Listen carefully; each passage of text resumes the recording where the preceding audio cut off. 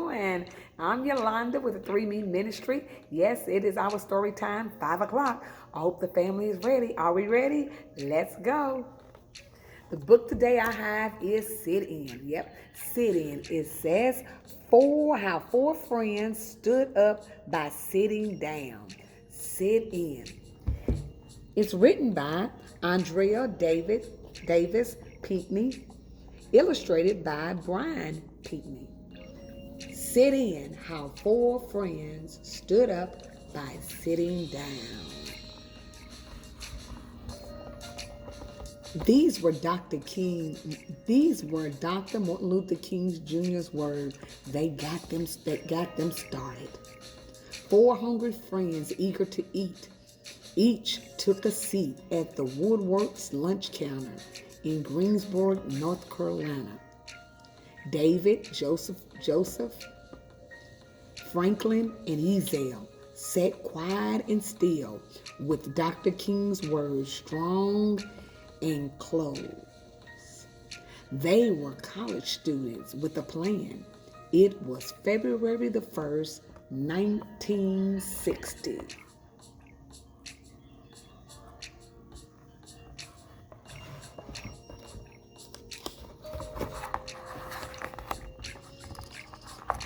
They didn't need menus. Their order was simple: a donut and coffee with cream on the side. Woolsworth was busy, so the friends waited patiently, silently, without a fuss. They were the only black kids at the counter. David, Joseph, Franklin, and Ezel sat while everyone else got served. At first, they were treated like the hole in a donut, invisible. Others tried to ignore them. The waitress watched and refused them. This was a sign of the times. Whites only.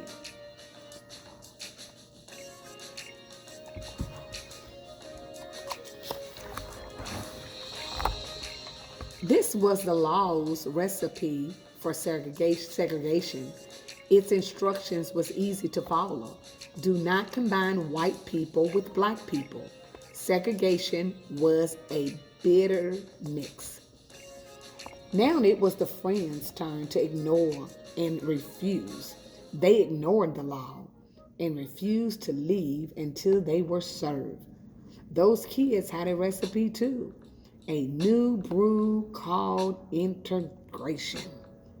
It was just as simple. Combine black with white to make sweet justice. For them, integration was integration was better than any chef special. Integration was finer than homemade cake. Integration was a recipe that would take time.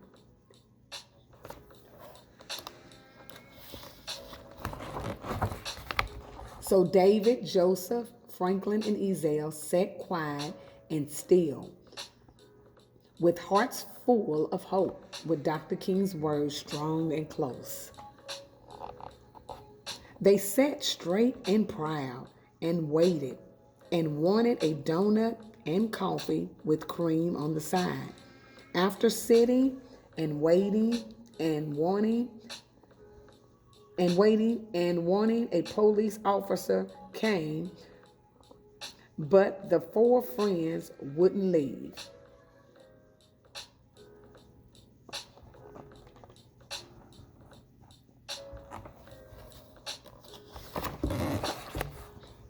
The police officer didn't know what to do. The students were doing nothing wrong. No crime in sitting, no harm in being quiet, no danger in looking hungry. The officer left the lunch counter without doing anything. The Woodworth's man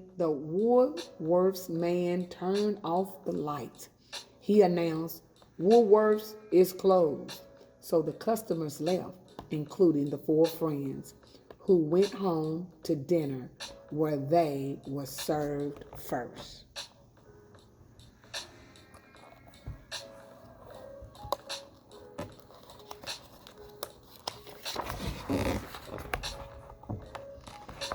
News had already spread about the sit-in. Dave, Joseph, Franklin, and Ezel got their name in the paper. The next day, February the 2nd, 1960, more students showed up at the lunch counter, sitting still for what was right. No reservation needed at Woolworths. The students seated themselves. They were dressed in their best clothes. They were polite and determined.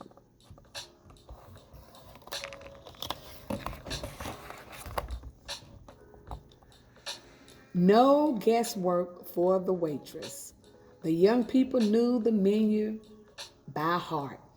They ordered no food. They ordered no food came, so they sat in silence and waited and wanted a donut, a coffee with cream on the side. The waitress reminded them, whites only. But those kids wouldn't budge. They didn't move until they were served. They refused. All they wanted was some food, a donut, a coffee with cream on the side.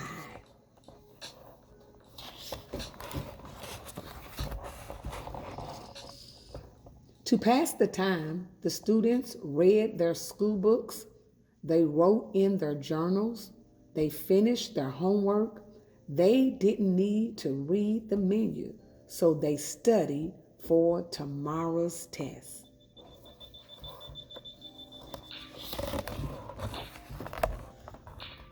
What had started in Greensboro spread it faster than a grease fire.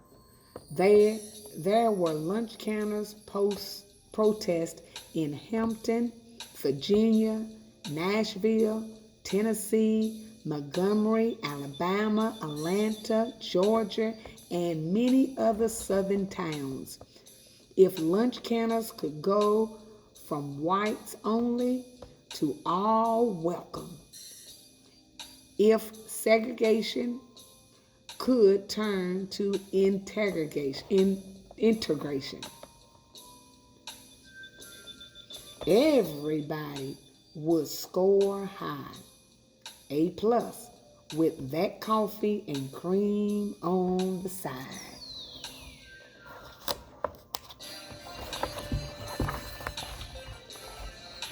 But many folks were not motivated to make that grade. As the sit-in grew, angry people gave the students a big dose of hate. Served up hot and heaping, coffee poured down their backs, milkshake slung in their faces, pepper thrown in their eyes, ketchup not on the fries, but dumped on their heads. They yelled at the students, "We don't serve your kind. Go home. Goodbye." The students wanted to lash out, but couldn't. They wanted to strike back, but didn't. Sitting still was so hard.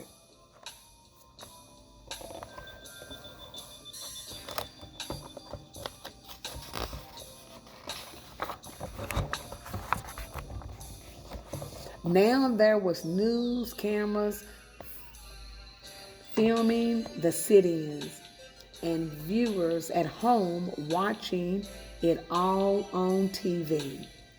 The students were more determined than ever to show the world the true meaning of peace.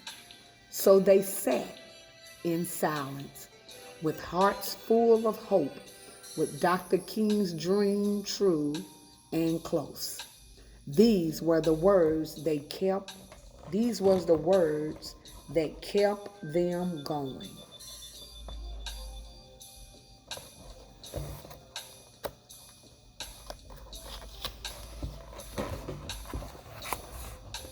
The students sat proud and still and waited and wanted a donut and coffee with cream on the side. White students joined their black friends to protest the unfair treatment by restaurant owners who would not serve food to black patrons. They also opposed segregation, libraries, buses, parks, and pools.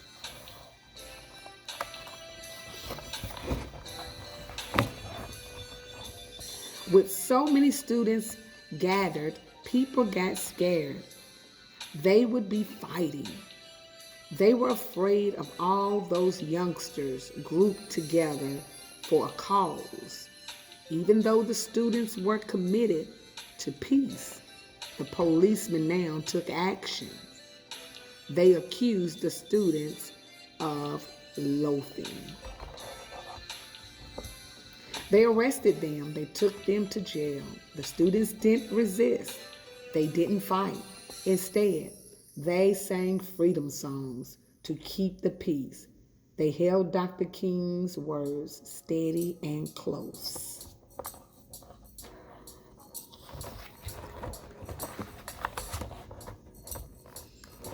Some folks were so busy arguing about who was right and who was wrong that they stopped going to Woodworth and other segregation places. Some shops were forced to integrate to keep their business alive, but the struggle was far from over. In April, an activist named Ella Baker organized a student leadership conference at Shaw University in North Carolina to help the young demonstrators. With Ella, the students formed the Student Nonviolent Coordinating Committees, SNCC. Inspired by Dr. King, they came up with powerful words of their own. These are the words that became the SNCC slogan.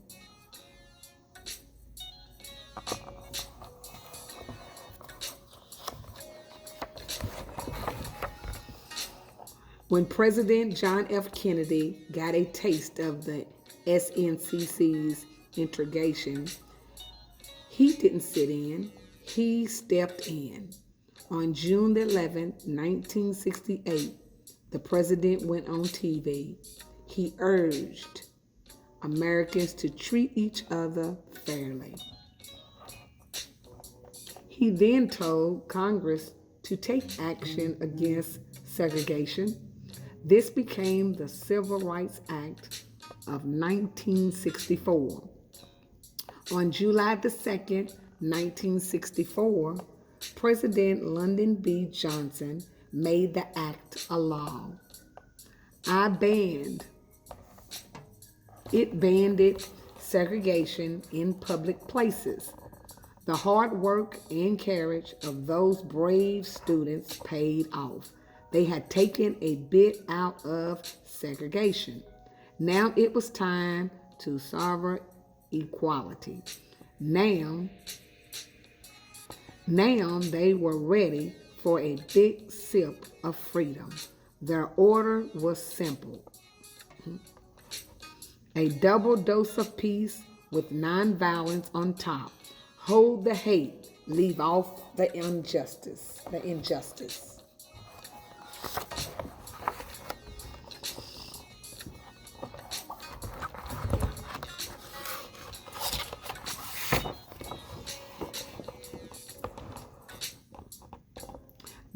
Those courageous young people enjoyed every bit.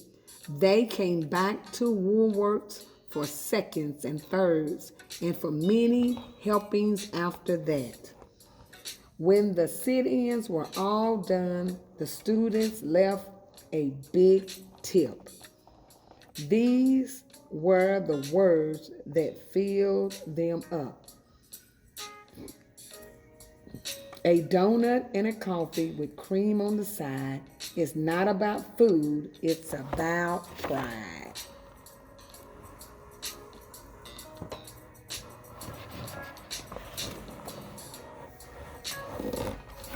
Now these students had the right recipe for integration. The steps were easy to follow. Number one, start with love. Number two, add conviction.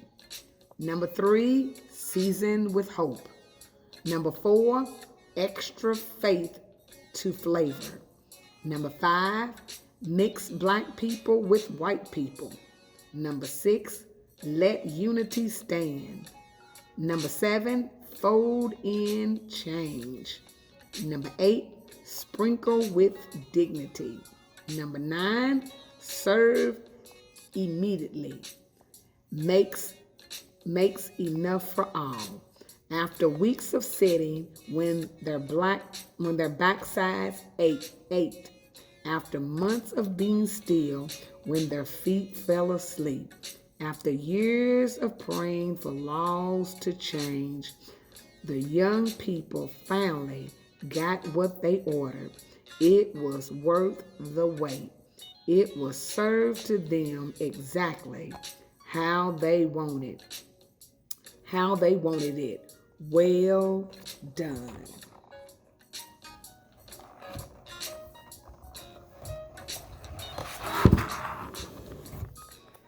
All righty. I do want to let you know this is the end of the book. I do know it was some highlights that I did not read, but I did that on purpose for you to be able to purchase the book yourself and you be able to read all the highlights yourself, okay? So I do want to let you know, let me share with you before I go. I know it was a lengthy book, but this is a wonderful book, true story, okay? And so most of these sayings, like this here, it says, what does that say? Read that. Be loving enough to what? To observe evil. To absorb evil. Okay? A lot of those, okay? Here's another one that I didn't read. Okay? It says we must meet hate with love. Okay? So all those things is good and I love it because I want you all to be able to read it. And I love, and it's probably about 7 or 8 of them that I did not read. I did read a couple at the end, okay? And I do love this recipe. So make sure you purchase this book. This is powerful. It's very powerful.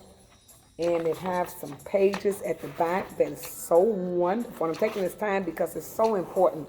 Civil rights timeline, okay? And I want you to get this book. Please purchase this book if you can. So that you can teach your children, your grandchildren, nieces and nephew, and even just information for yourself. Great book, true story. Alrighty? Alrighty, so that's it. And I do want to say thank you for being with us and hope to see you on our next story time, which is Monday at 5 o'clock. You stay safe. Take care. Bye-bye.